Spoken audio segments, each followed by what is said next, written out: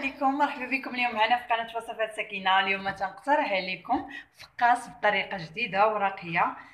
الا عجبكم الفيديو ديروا جيم وبارطاجيو الفيديو مع الاحباب والاصدقاء ديالكم، وشاركونا اقتراحاتكم وارائكم. الا كنتوا اول مره كتزوروا القناه ديالي ضغطوا على مربع الاحمر، مربع الاشتراك، ابوني او سبسكرايب باش توصلوا بكل ما هو جديد من مطبخي. والان غادي نخليكم مع مقادير وطريقه التحضير.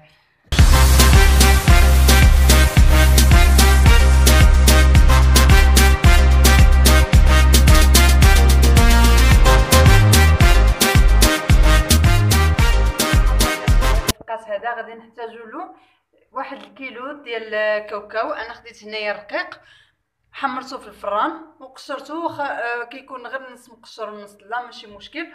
2 البيضات كبارين، علبه ديال الفواكه معسله، 2 خمارات، 2 معالق كبار ديال مربى البرتقال، ساشي فاني ونكهه ديال البرتقال.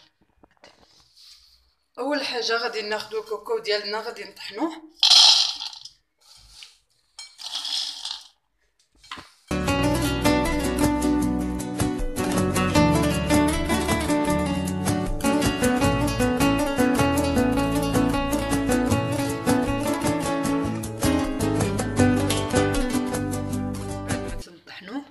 كنخليوه شويه ما كنطحنوش مزيان. المهم دابا غادي نزيد هذاك لافاني، غادي نزيد زوج ساشي ديال الخميره،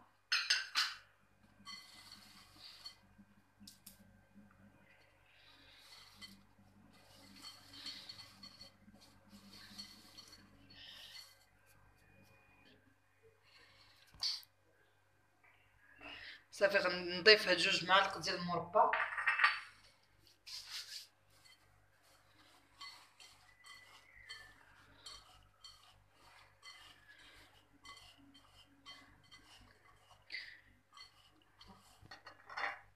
ودابا غادي نضيف هاد 2 بيضات،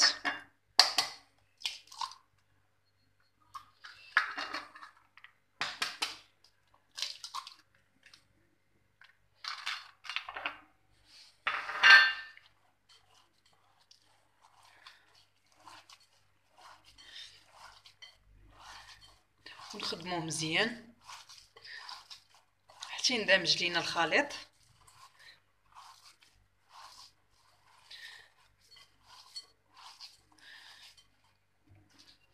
وغادي نضيف دابا داك الفواكه المسله،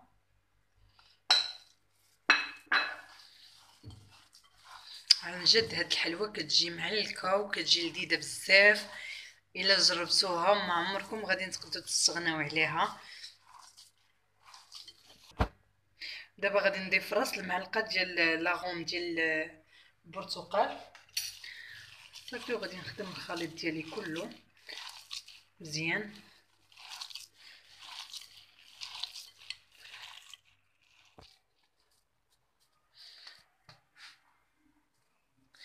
كناخذوا كره من الخليط وكنحربلوها بحال هكا كيف ما كتشوفوا معايا.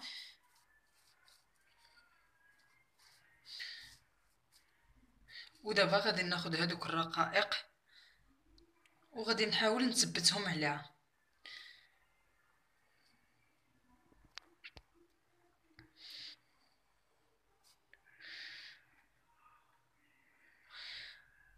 صافي وكنحربلو بحال هكا باش يلصقوا عليها مزيان. صافي بعد ما كنثبتو لي زامونط، دابا غادي ناخذ القطعه ديالتي وغادي نوضعها بحال هكا في اللاطه.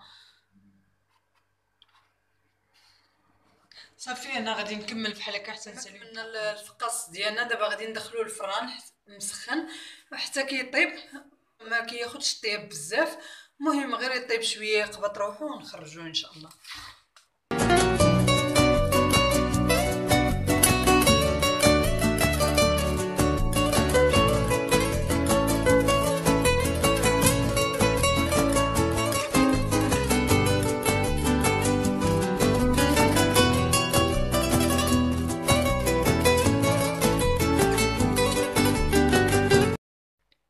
بعد ما كنخرجوها من الفران كنخليوها حتى باقا سخونه عفوا، كنسقيوها يا اما بالناباج يا اما بالعسل اللي متوفر عندنا، وكنقطعوها بحال هكا على هذا الشكل هذا كيف ما كتشوفوا معايا.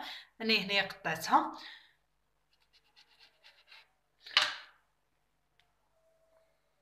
ها هي كيفاش كتجي.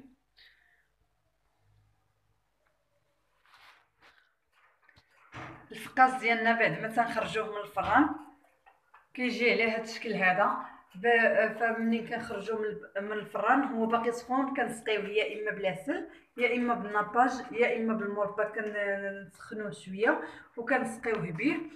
وكيف ما شفتوا معايا في المقادير ما عملناش السكر، اكتفينا غير بجوج المعالق ديال المربى. تقدوا الناس اللي كتعجبهم الحلاوه تقدوا ديروا فيه كاس حتى جوج كيسان ديال السكر، وفي الاخير غير كدهنوه غير من الفوق شويه بالناباج ولا بالمربى باش يعطيكم هذاك اللمعان. انايا هنايا خليت حتى الاخر وسقيته مزيان بالعسل وخليته حتى تشرب هذاك العسل ديالو. هذا قطعته وكيتقدم بالصحه والراحه، ونتمنى ان الوصفه ديال اليوم تروقكم واكيد تلقى استحسانكم. في انتظار جديد وصفه من وصفات سكينه. دمتم في رعايه الله والى وصفه جديده ان شاء الله.